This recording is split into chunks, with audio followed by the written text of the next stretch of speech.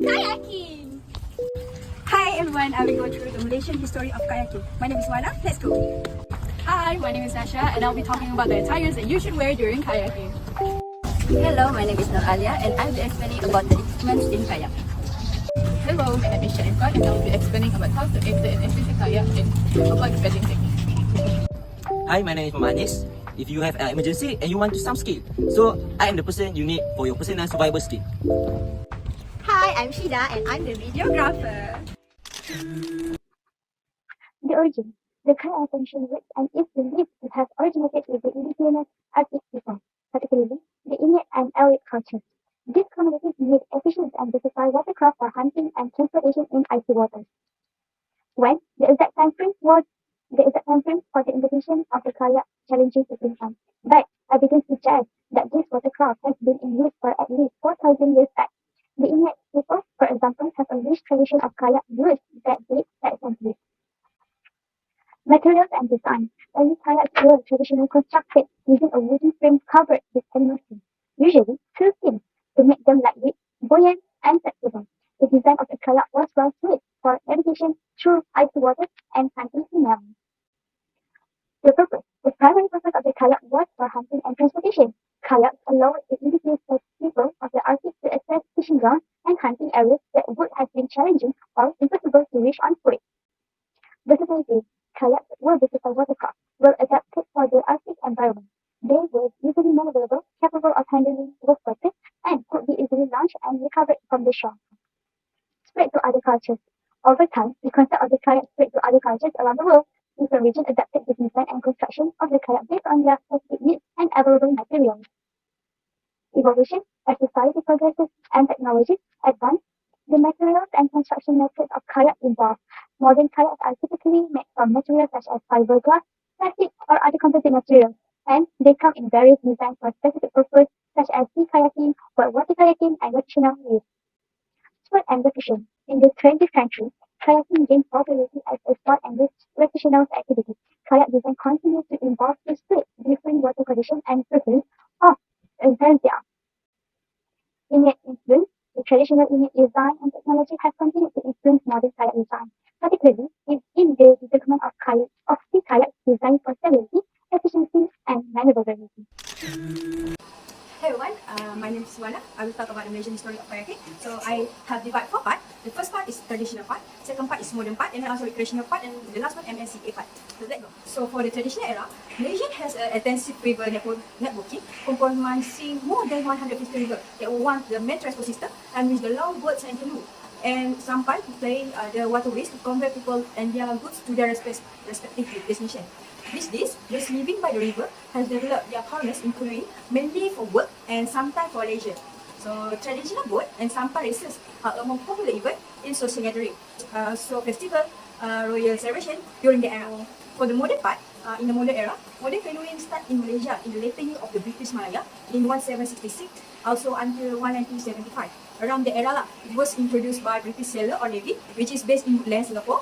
The earliest record of formal canoeing program occurring with the establishment of the Longwood Outward Bound Kayak Schools, the first OBS in the world, which is located outside the United Kingdom. So in 1952, the school training module included in canoeing expedition to raise the physical and the mental level of the student. So this was followed by Malaysian Teacher Training College, which is including canoe in their outdoor education syllabus. So that was for the modern part. Next we move to recreational part. Okay, so for the recreational era, since 1983, canoeing in Malaysia has grown as mass activities and focused more toward recreational activities. So it starts with the launching of Sport for All program by the Malaysian Ministry of Youth and Sport in 1983. The main objective of program is to offer Malaysia choice of recreational activities.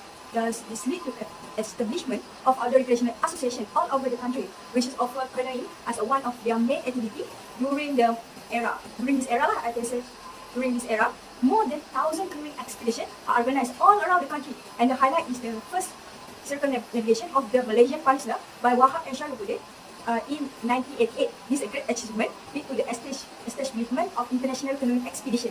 So among popular international expeditions are Nusantara 1 from the Saru Johor to Riyadh, Indonesia, and also Nusantara 2 from Malacca to Medan, Indonesia, and also Nusantara 3 for some navigation the Sunda Karakatau, the island. So these are three the most famous one back in the day.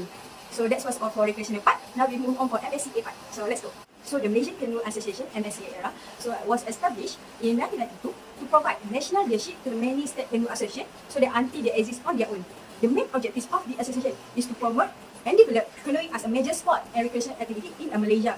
In 2004, the association recorded more than 8,000 members, which is come from all 40 state canoe associations. So as for International Canoe Federation (ICF), affiliate MSCA, main focus to uplift the quality canoeing in Malaysia to meet international requirements. Over the years, MSCA has organized international seminar, coursework, workshop in several canoeing disciplines. Several Malaysia have qualified in ICF international officer and referee and brought proud moment of their country. In the year 2000 and 2004, Muhammad Razi bin Muhammad Datta was chosen by Olympic Federation as a referee at the Sydney and Athens Olympic Games. Since then, the number of qualified Malaysia for referee and training at the international level has steadily increased. Now at 2023, even though we have a COVID-19, but still we will wake up and still choose to make use of our professional in the kayaking. That's all for me. Let's go to the next part. Hello, my name is Nasha Arina, and now I'll be talking about the kayaking attires. Now, when deciding what to wear when kayaking, we need to follow these general guidelines. First, always wear a personal flotation device or PFD and never take it off while you're in the water. Second, dress for the water temperature, not the air temperature. This may mean wearing a wetsuit or dry suit. Third, dress for sun protection. Regardless of cloud cover, a day on the water is a day of sun exposure. Fourth, avoid cotton in all layers because it absorbs water and stays wet. Seek quick drying fabrics instead. Fifth, wear clothes that let you move comfortably and will be comfortable for a long period of time. And last but not least, look for abrasion-resistant fabrics that are more rugged and can stand up to wear and tear of sand, water, or any other rough materials on your kayak. Next, I'll be talking about the three main layers of kayaking attire. The first one is base layer. Some dry suits include a fleece inside, but if this isn't the case, a soft base layer will provide both comfort and warmth. You may buy dry suit specific base layers, such as the SEAC Unifleece, but we prefer lightweight and non-cotton long pants. Second is a mid layer. If you are going out in an exceptionally cold weather, layering a decent fleece over your base layer will help you keep yourself warm for a longer time. It is critical that the intermediate layer will be simple to remove so that you can immediately remove it if the sun comes out. Last but not least is the outer layer. Your dry suit will be the outer layer. Your dry suit should be waterproof, windproof, and breathable, so no outer layer is required. For your protection, we recommend wearing a kayak life vest. Next, I'll be talking about the personal floating devices, or PFDs. There are 5 categories of PFDs as determined by the US Coast Guards. By kayakers, canoers, and stand-up paddleboarders, almost always choose only 2 out of the 5, which is Type 3 and Type 5. This is because Type 3 and Type 5 PFDs are typically the most comfortable for these activities. Next are the tops. Kayaking tops came in a range of styles. Rash guards are an excellent base layer since they dry fast and stretch to provide optimum movement when kayaking. They perform well underneath clothing and wetsuits. Avoid materials like cotton, wool, or linen that absorbs water, leaving you wet and cold. Are the bottoms. For warm summer weather, there is no better choice than swim trunks, as they provide a high level of comfort and keep you cool while drying quickly. Although waterproof pants are ideal for kayaking, especially in cold locations where the water is quite freezing. Waterproof trousers have the advantage of keeping you dry while also providing paddling protection, making them comfortable to sit in when kayaking. Waterproof jackets are ideal for kayaking since they can layer with jumpers or fleeces as a top layer or outer layer. The finest waterproof jackets for kayaking are 100% waterproof, flexible, and provide complete mobility so that arm movement is not restricted when on the water. Kayak shoes, on the other hand, support and stabilize your feet when kayaking, preventing bruises and scratches. They make shore entry less uncomfortable, and they provide warmth in cold conditions, allowing kayakers to kayak for long lengths of time. Wetsuits and dry suits. Wetsuits are excellent for keeping heat in while kayaking. Wetsuits not only help you retain heat, but also protect you from UV rays by keeping you from being continually exposed to cold water. Now, dry suits keep kayakers warm and dry while also allowing them to tolerate lower weather.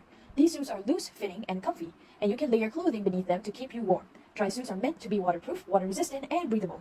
Last but not least are accessories that you can wear, such as kayaking gloves and hats. Kayakers who wish to protect their hands from the rigors of the sport should wear kayak gloves. The additional layers will prolong the enjoyment of kayaking experiences while preventing calluses and blisters. Kayak gloves also help you keep your grip on the paddle when it's wet.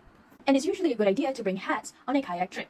Kayaking usually involves spending a lot of time under the sun, so pack a hat to protect your face and head. Moving on to the equipment, can you tell the difference between canoe or kayak? Canoe has a wide open body built for capacity, uses a single bladed pedal, and has lots of space for kit. It has a room to move around freely, where paddler sits on a seat. While meanwhile for kayak, it has a narrow and closed body, built for speed, uses a two-bladed pedal, and has a small storage compartment. It has a minimal room to move around, where paddler sits on low down seat. In this video, the shown pedal is a single-ended pedal, and for this one is a double-ended pedal.